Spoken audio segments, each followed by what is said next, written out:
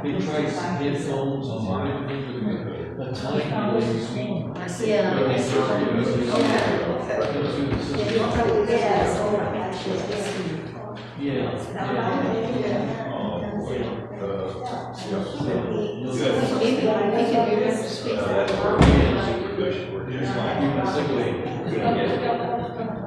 We don't get too much more of it. No, Chaz, that worked fine. That was fine. Yeah, and the heat and the cooling, makes us normally they. Tim, can you speak a little louder? Yes. I do stretch the time. Remember, we had a stretch bike, I think G&G, because they're the only ones that, I think they do the original one, G&G, maybe it's something else now. I think so, yeah. They stretched it, and when they cleaned it, we also had to stretch it. But, it may need it again. Yeah.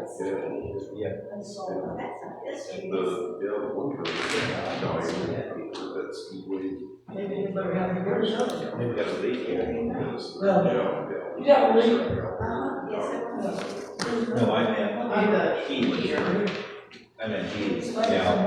Yeah, it's just burned out. It's burned. It's worn out about 20 years ago. No. So just super cool. As best we can. That would work great. Oh! You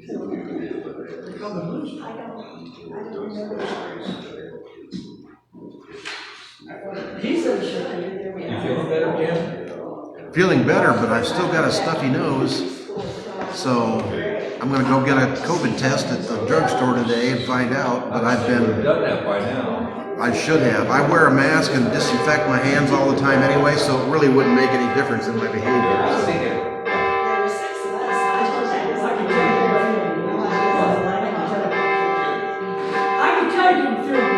What? I can tell you didn't feel good. Well, I'm just keeping my distance so I don't get anybody else.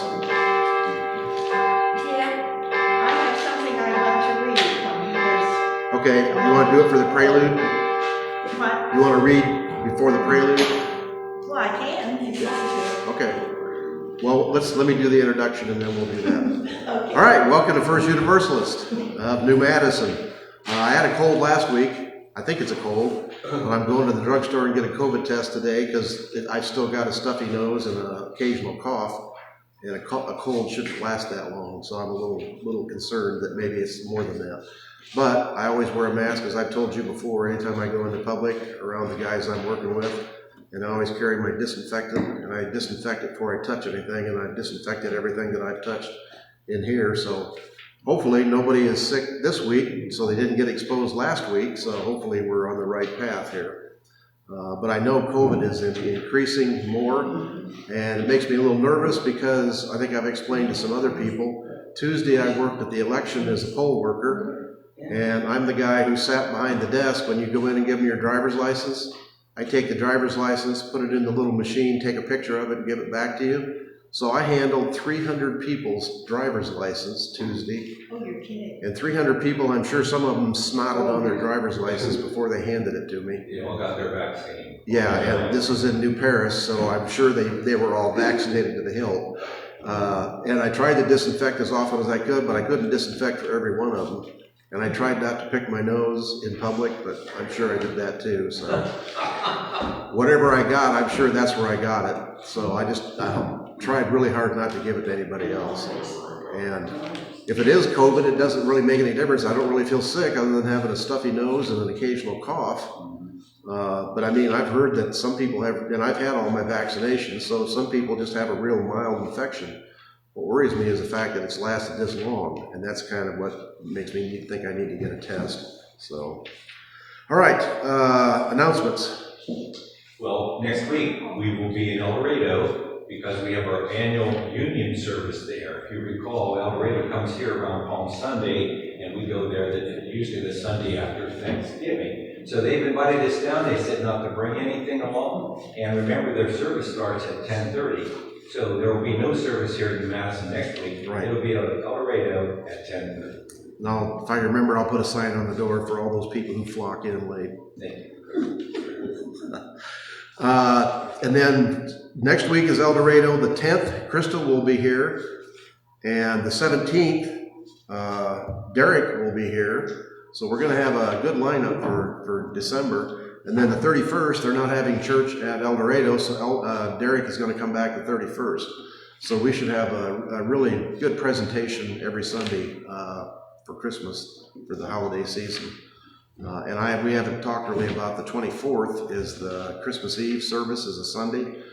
If we had enough people and we could get Ty, we could basically just do a hymn sing, but I don't want to have a hymn sing with nobody that can sing. So we will have a presentation of some kind as a backup just in case we don't have enough people that sing. But we will be singing Christmas hymns no matter what, even if we just play the tunes. Okay, any other announcements? I want to thank Chaz and Paula. They were here early today, vacuuming and cleaning and getting stuff cleaned up. So Thank you. yes, we usually do a church cleanup day, but you've done more in 2 hours than the rest of us do in a day. So we appreciate it. And the coffee that you bring. And there are donuts. We're in the freezer. So if they don't get eaten today, they go back and the dog will get enjoyment out of them. So, okay, our prelude. I have something I want to read. Should Yes. I read it before the prelude? Yes, read it before the prelude. Okay. Remember we used to do harvest sounds here? Yeah. And several times we did harvest sounds. Well, I found this paper, which I had written on the back something, and I'm going to read it to you. Harvest sounds. On Sunday, November 10th at 3 p.m., but I don't have the year written. I don't know what year this was written. But anyway, on Sunday, November 10th at 3 p.m., First Universalist Church of New Madison will present Harvest Sounds, the 13th annual concert benefiting a Darke County nonprofit agency. This year, Darke County Endowment for the Arts was chosen to be the beneficiary.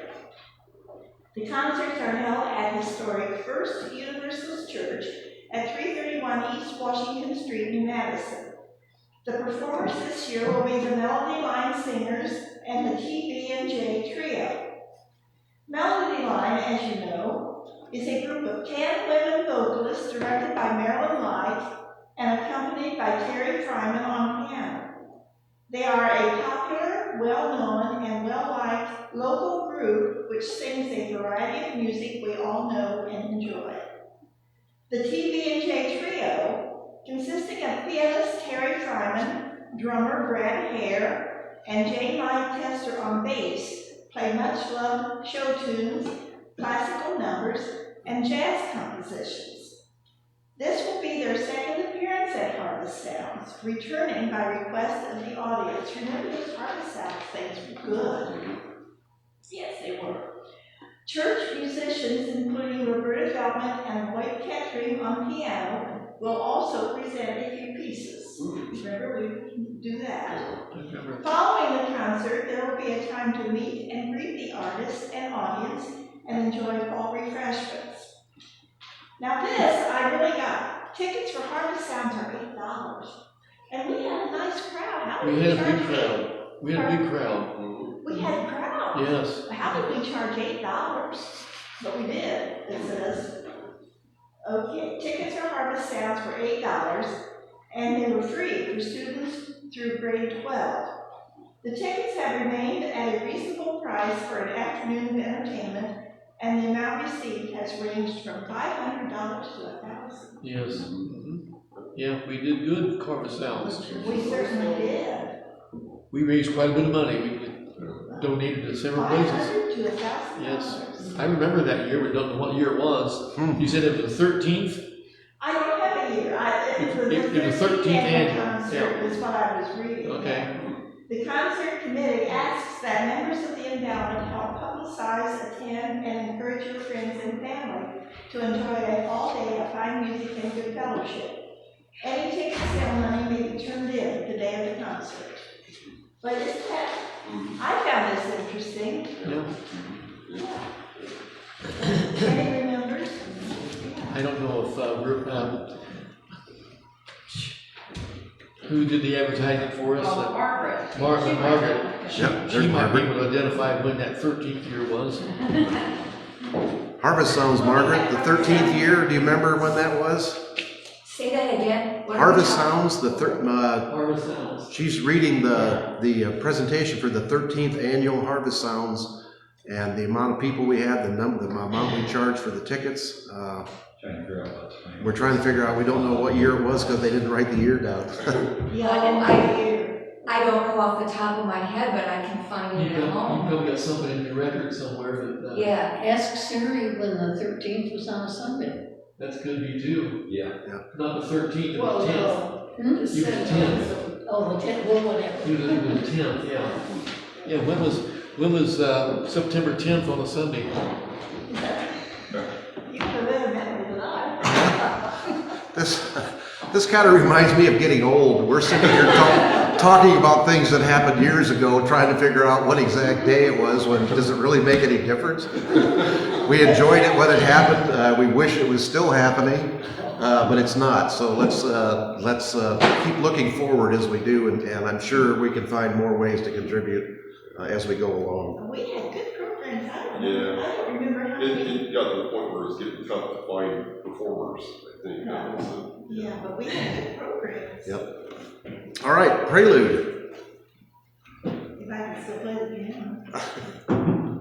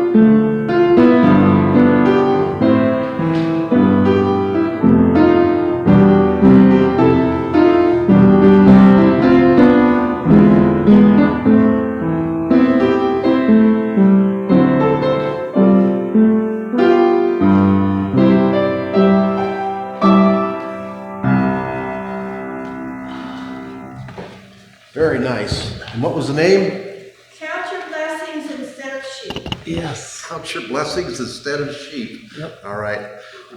Go with my animal theme today, my cow tie. All right. I saw the You saw a cow tie? Yeah, it's another find from Goodwill. You can find amazing stuff at Goodwill that other people throw away. If you kind of look confused of what we got here, I started out was going to do the Unitarian Universalist principles was my plan when I started.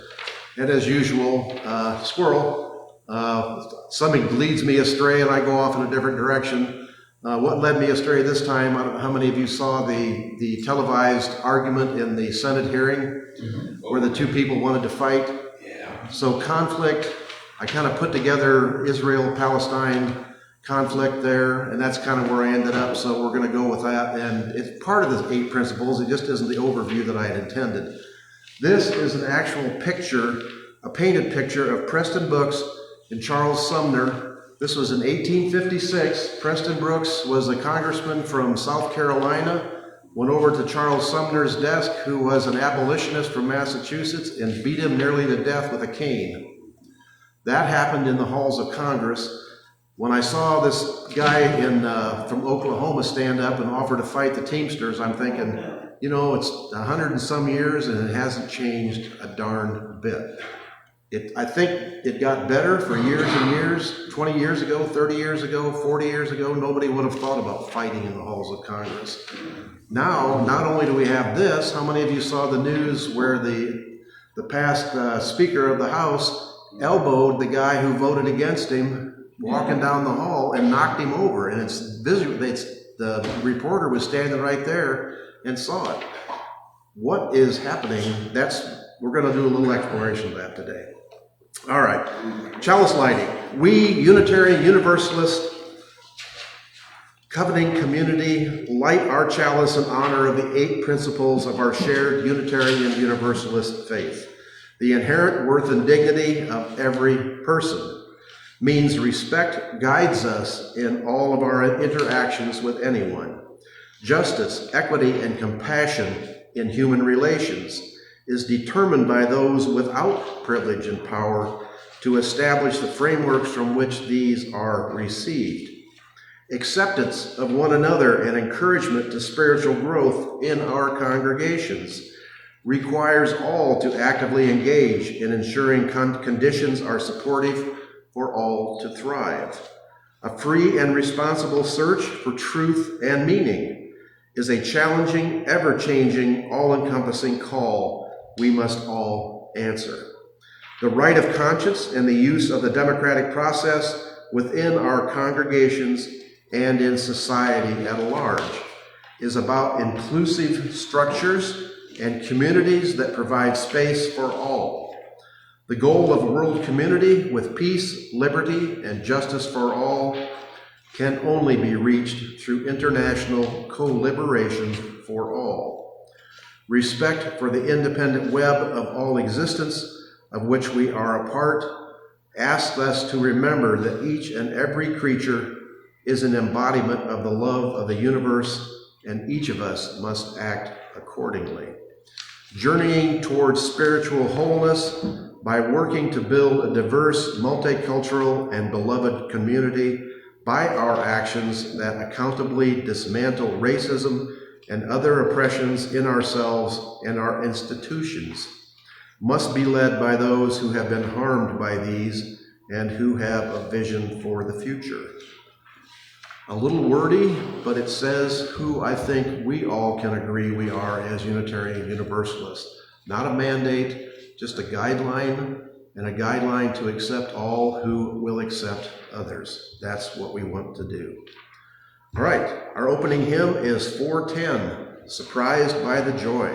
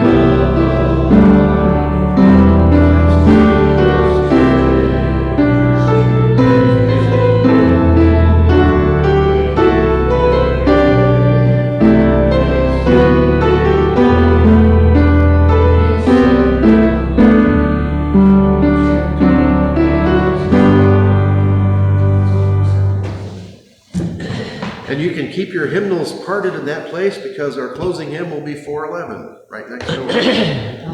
So you won't have to look it up. All right, our affirmation is prayer for a peace vigil.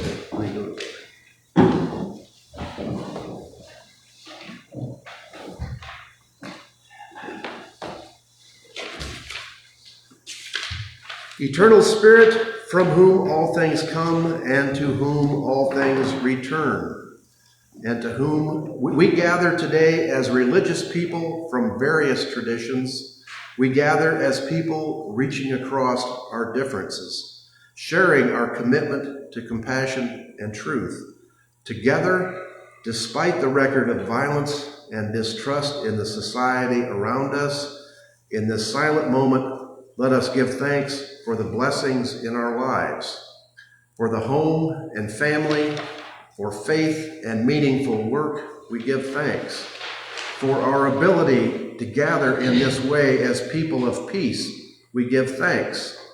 In this silent moment, we lift up those places in our lives and in our own hearts where burdens reside. May there be peace, may there be grace, may there be support. In this silent moment, let us cry out for the suffering of our world, for refugees fleeing oppression and children haunted by cruelty, for the wars across the waters far away from us, and for the battlegrounds created in nearby cities, for brutality and corruption, violence and distrust. O Spirit of life, of love, receive our cry. Hear our cry of spirit and help us to become instruments of thy love. Let us speak in solidarity with the disempowered and join the voices of compassion and reason, or a world filled with cruelty and greed. Let us set aside hate and devote our lives to the ways of peace and justice. Let us, O Spirit, encourage peace to grow in any garden it can find. Let us remember the tragedies of our days and commit to building a better world. Let us be emissaries of justice and ambassadors of compassion, agents of thee, O Spirit, in the name of all that is holy, may it be so. Joys and concerns. We don't hear much about the Ukraine anymore. It's pretty much a stalemate. The Ukrainians have been moving ahead against the Russians, but the Russians are throwing, and I think I told you about that last week or the week before, anybody who is not wholeheartedly supporting the Russian army, in other words, if people are trying to desert, if they're reluctant to serve, they are put into the meat grinder division, when they just give them a gun and tell them to walk into Ukrainian lines and absorb and use up all the Ukrainian bullets. They're basically sacrificial meat. It's pretty unbelievable. I'm sure it's gone on in the past, but that's what the Ukrainians are up against. So a candle for Ukraine, for those who suffer in the Russian military, who are being sacrificed in this pointless struggle. Israel, Palestine, there are still 220, 230 hostages. The latest news I heard today was they are close to an agreement to release at least 50 of the hostages, the women and children. There are children as young as 3 months old who are being held hostage. 3 months. They've already found the bodies of 2 women who were hostages near the hospital. So they were taken hostage and killed, and we don't know that they were killed intentionally or they just died by accident. Whatever, they were taken hostage and they have died. And we'll talk about that a little bit as we go through the history of Palestine and Israel. The dehumanization, each side, and I have noticed that among my friends. I have Palestinian friends right here in Greenville, and my sister-in-law is a Israeli. And each side is so entrenched, and you hear this on the news, the Israelis think that the Palestinians deserve what they're getting, even though about 60 to 70% weren't even born when all this started. They were young kids, and they still are young kids who had nothing to do with any of this. And they're the ones who are dying with the bombing. And the Palestinians think the Israelis have committed so many atrocities against them that the Israelis deserve to die, even the little young kids or the older retired women and children who had nothing to do with any of Israel's policies. The innocents are the ones who suffer, and the loss of humanity is when people say they deserve to suffer. There are some people who deserve what they get, but not these people. All right. Any other joys and concerns? Like to light a candle, if you would, for a friend. Many of you recall Ann Riggle was our director of library here in Madison. Her husband, Steve Crichton, is critically ill with cancer and really fighting for his life right now. So please light a candle for Steve Crichton. Steve Crichton, all right. And the family of Steve and Ann. Difficult times. Anything else? There are many more trials and tribulations. We don't see much anymore. There are still people being shot. I forget where I saw one on the news this morning, and I just kind of went right past it. And I was going to mention it, and I don't even remember now where it was. I think it was maybe Florida, or no, it was Tennessee, I think, Memphis. 4 people shot in Memphis, Tennessee. I didn't even read the article to see what it was about. It's so commonplace and so sad to see the use of guns become so normalized that people expect it, that you have to carry a gun now. So, all right. So that is for, this candle is for all of those unspoken joys and concerns, some of which are maybe even unrealized. Okay, our children's story. This is our little separation thing. That's just one to see. Our children's story is not really a children's story, but we don't really have children, so I do as kind of I like to play with this stuff and just show you what we find. So we're going to start, if it'll play, which sometimes it will and sometimes it won't. This is the Senate hearing, and that leads us into, his name is Mark Wayne Mullen. He's the senator from Oklahoma. Sir, this is the time, this is the place. If you want to run your mouth, we can be 2 consenting adults, we can finish it here. Okay, that's fine, perfect. You want to do it now? I'd love to do it right now. We'll stand your butt up. Sean O'Brien, Teamsters Union president. No, stop it. Say it's loose under color. No, sit down. Sit down. Okay. You're a United States Senator. Sit down. Oh, okay. Sit down, please. All right. Can I respond? Hold it. If we can't, no, I have the mic. I'm sorry. This is what I said. You'll have your time. Okay. Can I respond? Oh, no, you can't. This is a hearing. And God knows the American people have enough contempt for Congress. Let's not. I don't like words and words. And that's I don't like you, because you described yourself. Hold it. You have a mic. You have time. All right, Just say it. then let's do this, because I did challenge you, and I accepted your challenge, and you went quiet. No, I didn't go quiet. You challenged me to a cage match, acting like a 12-year-old schoolyard bully. Excuse me. Oh, no, excuse me. I will say exactly. Senator Mullen, I have the mic. You have questions on any economic issues, anything that said, go for it. We're not here to talk about physical abuse. You brought. We're not talking about, of course. And let me show you his hearing, because I want to expose this thug to who he is. And If you don't point to me, that's disrespectful. All right. I don't care about respecting you at all. I don't respect you at all. So, All right, hold it. No. You're one. This goes on, and it goes on even after this. If you watch the follow-ups, Senator Mullen, who is the guy in the white shirt, is the senator, went on talk shows and said that he believes that, and he's a conservative, MAGA, Trump-supporting Republican from Oklahoma who denies the validity of the last 2020 election. He thinks that violence, and this is a conservative belief from many I've heard, violence prevents violence, which is something that's a little hard to wrap your head around. But the way it works is, if everybody has a gun, then everybody will be polite because nobody will use their gun because they know everybody else has a gun. How has that worked out for us? I told you the story about the 2 dads who were shooting at each other on the highway, and each of them shot their other's kid. That's an actual happenstance in Florida or wherever it was. The same attitude is, if you don't accept anybody as a bully, if when they say something you don't like, you go up and punch them in the face, then they're going to be very polite and not talk to you poorly. How has that worked out for us? The rules of decorum that we had, that we used to follow, and your parents taught you about being polite to everybody and not responding when a bully tries to bully you. And I looked all over for what to do, what the response should be for bullying.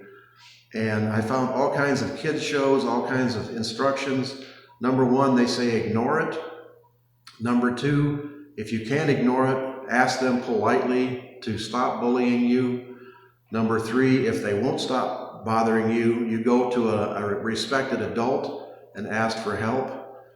The first two you can try to ignore, you can ask them to stop. We're running out of respected adults who have authority. That's where the breakdown is. When someone is bullying you, or one country is bullying another country, which we see all the time, who do we go to as the respected adult? We tried to create the United Nations.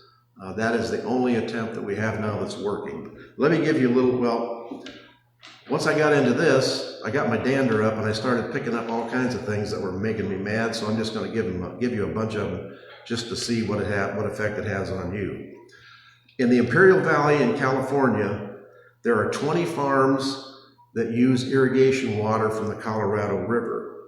Those 20 farms use more water than the other 5 surrounding states put together. One farm alone uses more water than the entire city of Las Vegas. One family, one farm uses more water than the entire city of Las Vegas. We wonder why there's a water shortage in the West. You say, well, that's well and good. They're growing our lettuce, our carrots, our green peppers, our cauliflower, our broccoli. What are they growing?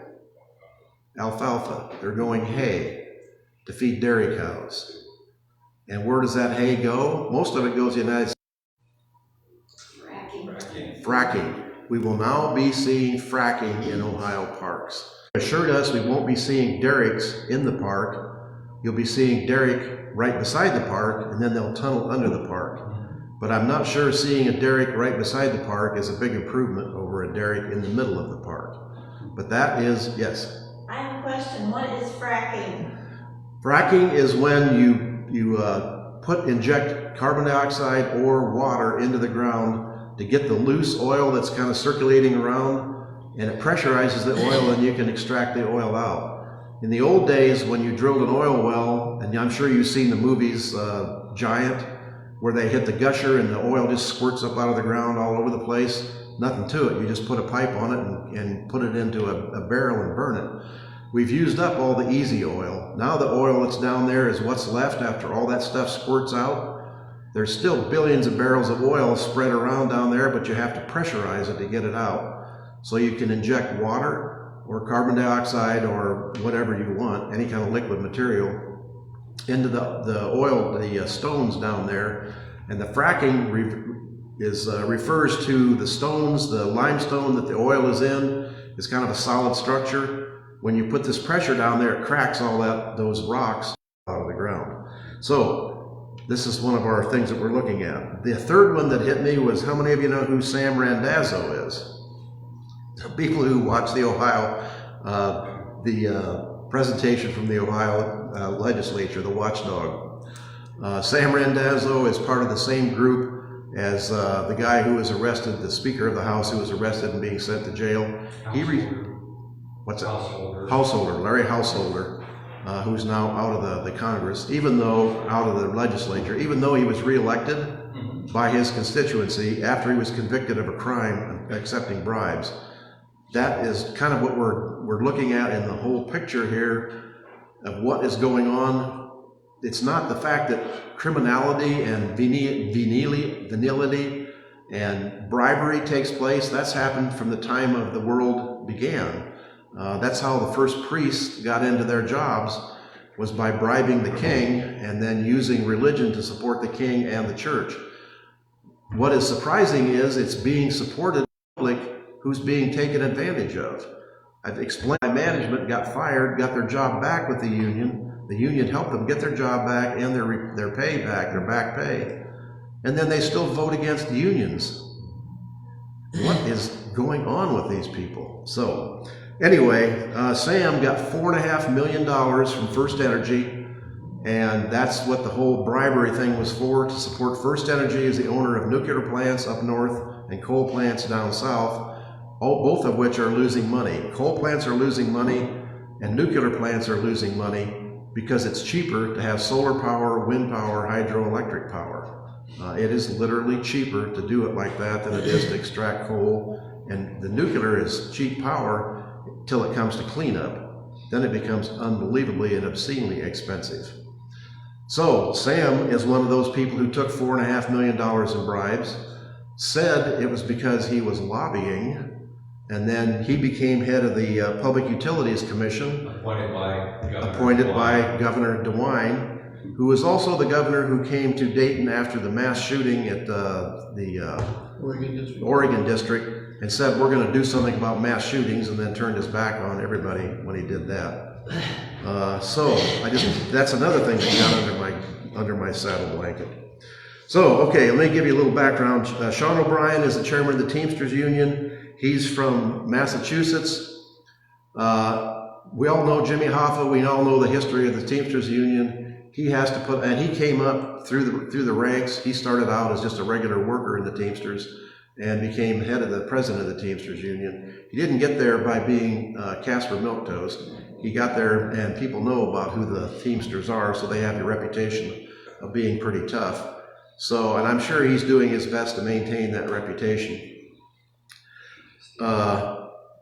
Mark Wayne Mullen is bragging, or became elected as a Trump supporter in Oklahoma, said he's a successful businessman and a cage martial, MMA, martial arts. He was a cage fighter. He was a professional cage fighter. And he says he's undefeated as a professional cage fighter. I did a little looking. He is undefeated. He lists five matches that he's undefeated in.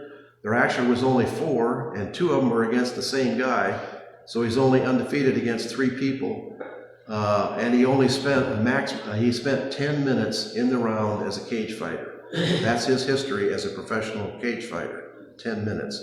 But he's used that for his MAGA crowd, for the Trump people who want to believe that somebody who's physical and beats up his opponents is what they're looking for. And that's what he threatened to do in the Senate, stand up and walk over and beat up the Teamsters guy. That would be an interesting match, because the Teamsters guy is no pushover. Just as a sidelight, what's the other cage fight that we've been promised? Elon Musk and the guy from Facebook, Zuckerberg. Now that would be interesting to see too. But even people who are billionaires are threatening to fight each other physically. What?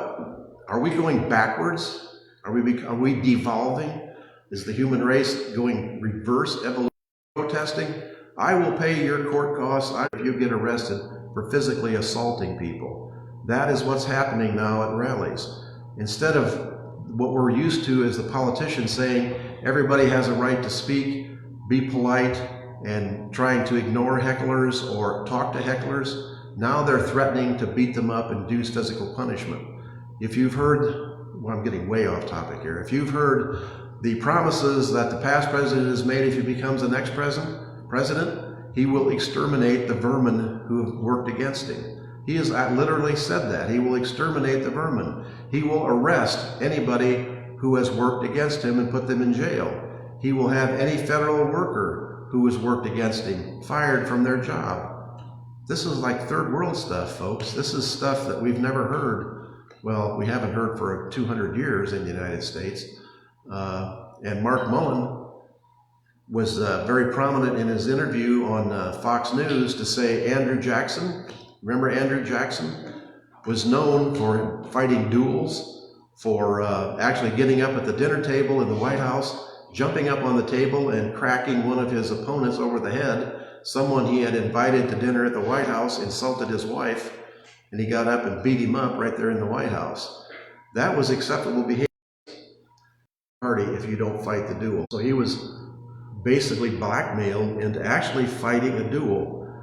And this was in the days when duels were not just dueling pistols. These gentlemen used rifles.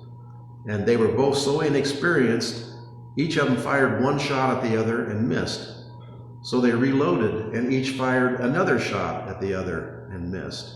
So they reloaded again, and on the third time, the guy who really didn't want to fight was shot and killed. He was shot and killed because he agreed to do something completely infantile and stupid. And that's when you have to stop and think, are people as smart as we give them credit for being? At least after that, the Congress made it a law that it is illegal for any congressperson to duel. So, but before that time, remember Aaron Burr and Alexander Hamilton? Dueling was a common thing that I thought we'd kind of grown out of, but it seems like we're going backwards. Okay, Mark Wayne Mullen says he's a successful business person, and he does own a plumbing company, but he didn't build the plumbing company. Well, he has built it. He inherited it from his parents. So he built on the company that they already had. He's a successful rancher. He inherited the ranch from his parents. So he has money, and he has worked, and nobody can deny that, but he place where he was already successful. He bragged in his thing with Fox News that he'd never lost a bout after 5 bouts, and I've given you the explanation there. He also said he would fight anybody, anytime, and he said, literally, I am not afraid to bite. You know what he's referring to? The black guy who bit the ear off his opponent? Oh, yeah. I can't remember his name. Mike Tyson. Mike Tyson. I'm not afraid to bite. And he said, I will bite anywhere. Which, if you watch late night comedy, oh man, they went 100 yards with that one. He's not afraid to bite anywhere, which makes him homoerotic. I mean, he's going to bite men where they would really hurt. I mean, what is he implying? So, that's how ridiculous we're getting in this. He also, before he became a senator, he was stopped from running he had hired a bunch of mercenaries and was going to Afghanistan to rescue individuals in Afghanistan who he thought shouldn't be subject to the Taliban.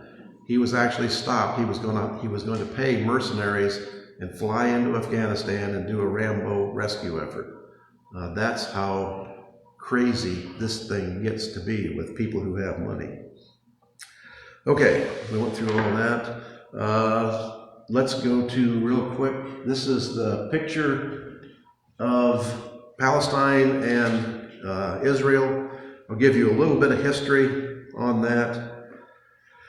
Israel was created in 1948 by the British controlled that whole area. The Palestinians lived, all of this is home for the Palestinians, from the coast all the way through Israel and into Jordan, up into Syria. And the Palestinians are kind of like the hockey puck that gets pushed wherever. When the Israelis were given the country of Israel, the idea was that they were to live together in a democracy. The Palestinians and the Arabs did not play well together. The first thing they did in 1949, when the state of Israel was established, was invade the state of Israel. And the Israelis kicked their butts. The Israelis took the West Bank and they took Gaza and they extended their borders out. And then this just kept going on and on. 750,000 Palestinians left the area of Israel. And even today, Israel is 20% Arab. 20% of the population of Israel is Arabs. They have voting rights. They are Israeli citizens. But if you look at the record, they are second-class citizens. This is where, when people start to talk about Israel as being an apartheid state like South Africa, remember I showed you pictures of the wall that surrounds the West Bank? And the wall in the West Bank is not just between the border of the West Bank and Israel. That wall in the West Bank also goes around Israeli settlements. The Israelis have constantly moved more settlers into Palestinian territory in the West Bank, confiscated West Bank homes, confiscated West Bank property, olive groves, put settlers in there, given them a route back and forth into Israel, giving them preeminence in the judicial system. They tell everybody that everybody has an equal right in Palestine, but the Palestinians are still second-class citizens. When there's a judicial question, the Israelis always win. If there's a question of criminality, the Palestinian is always guilty. The settlers, and I'm sure you've heard these stories, are allowed to abuse, threaten, even kill Palestinians with no repercussions. The military comes, says it was the Palestinians' fault, he deserved it, and off they go again. So they had the 49 war, and then in 56 you had the Suez Crisis, if you remember that. Nasser tried to take over the Suez Canal from the British, and the Israelis got involved, and the Sinai Desert, which is down here along the edge, became part of the control of Israel during that war. The Arabs have tried over and over again, to make a long story short. They've invaded Israel multiple times. The only time Israel invaded the Arab countries was the 6-Day War, which was in, I think, 67. And they did that because the Arabs were actually staging and getting ready to attack them. And when they won the 6-Day War, they also got the Golan Heights, which is up in Syria. And that created, against Israel, Hezbollah, which is in Lebanon, Hamas, which is in the West Bank, and the PLO, which is the Palestinian Liberalization Organization, which was Yasser Arafat, if you remember that from the Munich massacre. And the Palestinian organization now is supposedly the ruling party in the West Bank. They were voted out. The people actually voted for Hamas, but only 29% of the population voted for Hamas. Only 29%. The people, Fatah and the other parties that were against Hamas, their candidates were assassinated. They were bullied. They were physically scared out of running. Sounds a little. Killed more than 1,200 Israelis and captured 250 as captives. The Israelis say the Arabs are using hospitals, schools, mosques, churches as headquarters. Does anybody really think that Hamas would not use the underground unmade tunnels under a hospital, or tunnels under a school, or tunnels under a church, or under a library, because they know they would be protected there? The Israelis say they do not want to deliver food or water or diesel fuel because Hamas will appropriate it and use it for their own ends. Does anybody question that that will happen? This is where we come into the giant conundrum. The people in Palestine are suffering, but they are suffering at the hands of their own leaders who are using them as sacrificial lambs. I don't know what the right answer is. I don't know who is right and who is wrong. They're both wrong. The Israelis are wrong for bombing the crap out of Palestine, but I can see their point of view. They are not going to be subject to an invasion again, but their thought that they are going to eliminate Hamas is a pipe dream. All those people that are being bombed, every one of those kids who's 10, 11, they are a future Hamas fighter. So I don't know what the answer is. I'm still looking at that. And that's where we're going to go with that. I had a lot more information, but it's basically all repetitive. The basic core thing that we're talking about is, what do we do about violence? What do we do about bullies when there is no responsible adult to turn to? Any suggestions are welcome. Comments? Questions? Could you hear me? Okay. Keep reminding me to speak up, because I'm kind of a soft-spoken person. All right.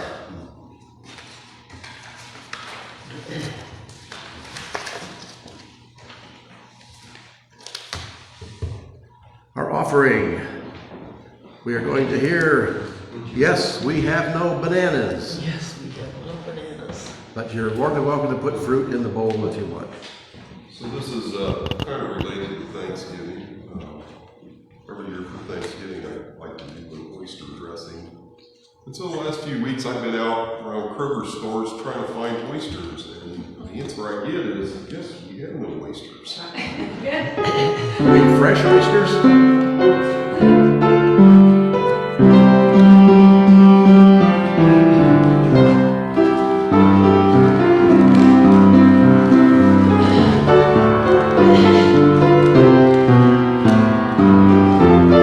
Good job.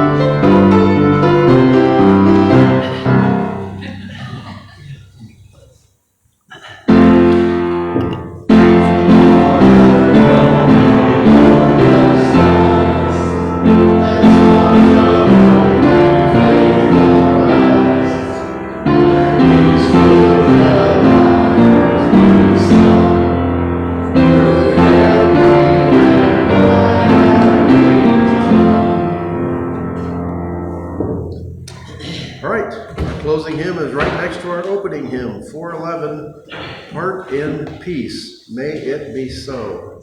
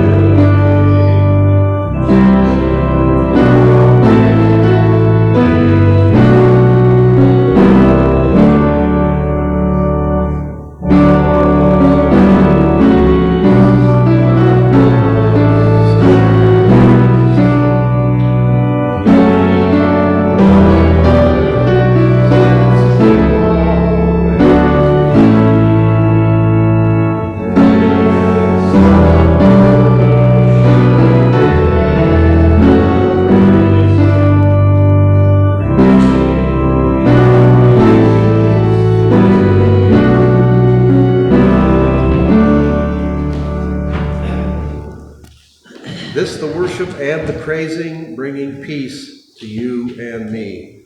The lyrics on a lot of these songs are really meaningful. If there was some, I guess, need to work on some way to put them online so people can see them. Extinguishing the chalice. And now may the blessings of life be upon us and upon this congregation. May the memories we gather here give us hope for the future. May the love that we share bring strength and joy to our lives, and the peace of this community be with us until we meet again. Next week is El Dorado at 10:30. I'm sure if you show up at 10, they won't have a complaint. Listen to Robert. What's that? Listen to Robert. Yes, listen to Robert play, yes. And that grand piano is a pretty amazing instrument to hear that. I don't know if the talent is any different than playing an upright or a spinet, but the sound that comes out of it is pretty incredible. There's donuts back there. I'm going to leave this candle lit for just a little bit longer. Have a good, joyous Thanksgiving. Remember to share with others. And we remember Ann and her husband, Kristen. Steve, okay. And their times of trouble that they're going through. Yeah. It is always remarkably worse to go through it at a time of celebration and holiday. Thanksgiving and Christmas is a terrible time to have suffering and loss, but we are not in control of that. So we'll hear the postlude. Smoke gets in your eyes. This is what happens when your Thanksgiving turkey gets away from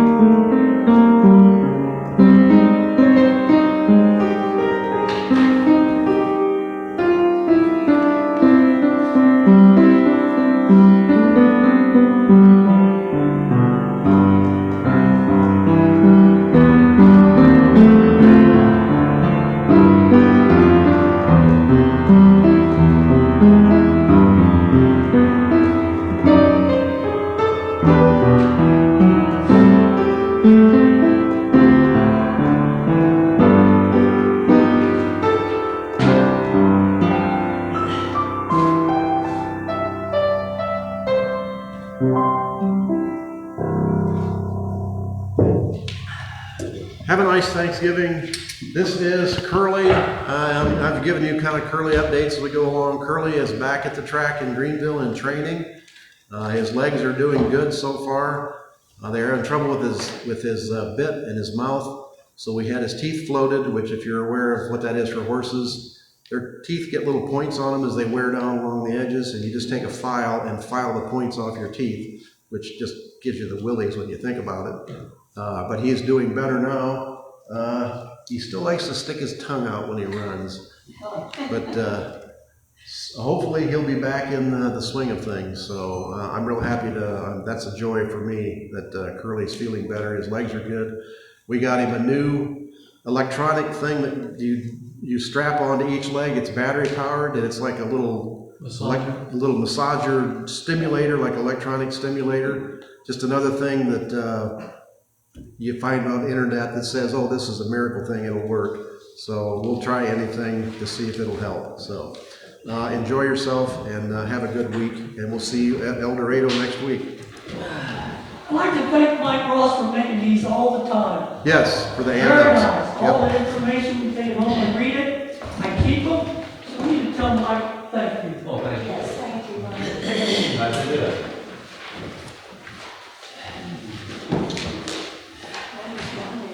Okay, your turn. Thanks for everything you do, Tim.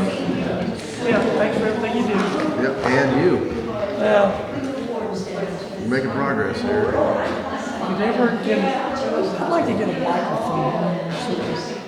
I've talked We can try again with that microphone if we can figure out some way to keep it from, maybe we get different speakers. That's what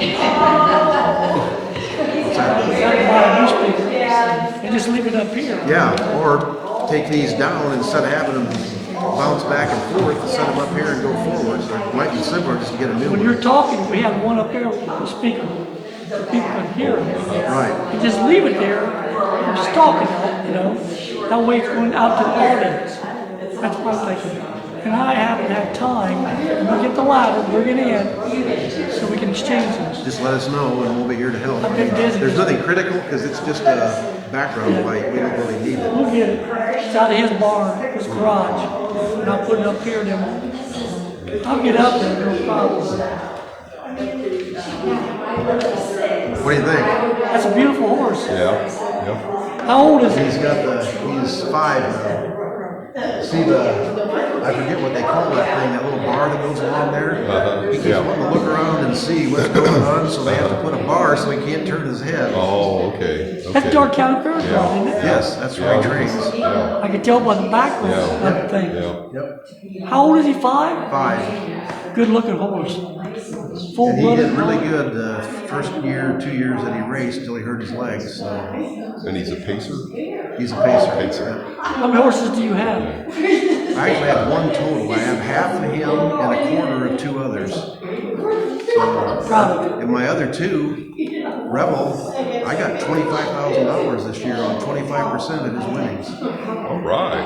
That's pretty incredible. Margie said the first time she got to pay taxes, Yeah. she had $75,000 on one horse that she made, and then she's got like 7 other horses racing. So she's now she's in the Galapagos Islands on vacation. Oh, really? So I think she took all of her family members. Oh, okay. So I think a big chunk of what she earned is gone right out the window there. I was going to ask you, who's the jockey? Who's the jockey? Yeah. That's Dan O'Mara. Same jockey is all the the time? trainer. Well, Dan is the one that trains him. He's an interesting guy. He's been a trainer for years, but he's in a wheelchair. He can't hardly walk. So he's got a motorized wheelchair, and then he hobbles into the cart. Really? But he doesn't jockey for the races. They have professional drivers. Doesn't Kaufman I drive think for Kaufman is one. There's Sam Bridges. There's like 3 or 4, and each one goes to a different track. Because if you go down to Dayton Raceway, there's the driver they use there all the time. And if you go to Hoosier Park, there's a driver they use there. And then in Scioto Downs, there's a driver they use there. And they'll drive. There'll be like 13, 14, 15 races. They'll drive like 5 or 6 or 7 races. You know, they're just a professional driver. It's available for anybody that wants it. It's kind of like if you watch the horse races, like the Kentucky Derby. If you listen to the guys down the commentators, the different riders, the jockeys, they jockey for anybody, and it's like who gets picked for what horse, and you know the luck of the. I love horses. I know you do. Yeah, it's expensive, but it's if you can afford it, it's a fun thing to do. Carry on. And I got my sleigh back. I'll get it cleaned up and take a picture of it. If he gets retired out of racing, he's going to be a sleigh horse or a harness horse for me, because I'm not going to send him to the dog food factory. What do you mean by that? How will you use him? Well, if I have to keep him at my house, I have an actual sleigh, like a cutter with the runners. And if we ever get any snow, I'll hook him up to that, and we'll get sleigh rides. We'll have a bonfire and sleigh rides, and do weenies and marshmallows and stuff. That sounds pretty cool. If the thing is, for a sleigh ride, you have to have a decent amount of snow. You can't just have like an inch. 2 or 3? Yeah, and what you should do for a sleigh is get it packed down. If you saw the old days, they had giant rollers on a pivot, and the horses would pull the roller down the road, the county road, and smash the snow down and make it nice and slick, so the sleighs would slide along. Do you ever take him out to trolley? They won't let me do that. He's a professional racehorse. They don't let anybody drive. Okay, I did not know. That's why I asked that question. But you own that horse. Well, I'm sure if I insisted on it, they would let me, but I wouldn't want to take a chance. Like I say, he's a stallion, and when you put the harness on him, he wants to go 100 miles an hour all the time. You can't let him do that. It's just like an athlete. You got to warm up slow, and it's actually kind of interesting because the track, you race like this, but if you watch them when they're warming up, they go the opposite direction. Counterclockwise. Yeah, they go counterclockwise because they're trying to tell the horse, we're just kind of out here jogging, we're not going fast. When they warm him up going backwards, then they turn him around and say, okay, now we're racing because we're going that direction. And they run him a mile or a mile and a half, whatever the race is, and then they turn him around and jog him to slow him down and cool him down again. But they're treated like athletes. I mean, they got blankets. When they get done racing, they take him in and give him a bath every time. He was filthy living in my place because he'd go out and roll in the dirt and I couldn't give him a bath. You know, I've heard about that tongue hanging out, and I'm thinking I heard that they actually tie a horse's tongue so he doesn't swallow it or whatever. You know, I'm not sure it's because they don't swallow it or it's because the thing is if he gets his tongue over the bit, then you can't control it because it's the bit on top of the tongue that gives you the pressure on the corner of the mouth and on the tongue that controls it. So I'm just finding out all the it's like I did not know that. And then they also like the hobbles that help them pace. And then they plug their ears, and then they'll like pull the plugs like close to the last eighth of a mile or whatever, so they hear. Now this doesn't happen. When he started out, he had the ear covers on because he was paying too much attention to what was going on behind him and not enough attention in the front. Man, this is interesting. He goes to races all the time. Well, it's an interesting sport. There's a lot of stuff involved in it. George Riggle told me all this stuff. Of course, he was around Gene, for years, and so. I love horses. He's a legend in the horse racing business. I'm going to get coffee. Come on. Yeah. Okay.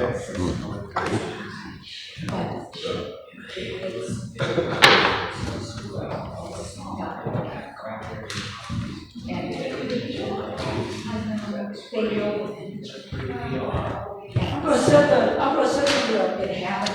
temperature. Okay.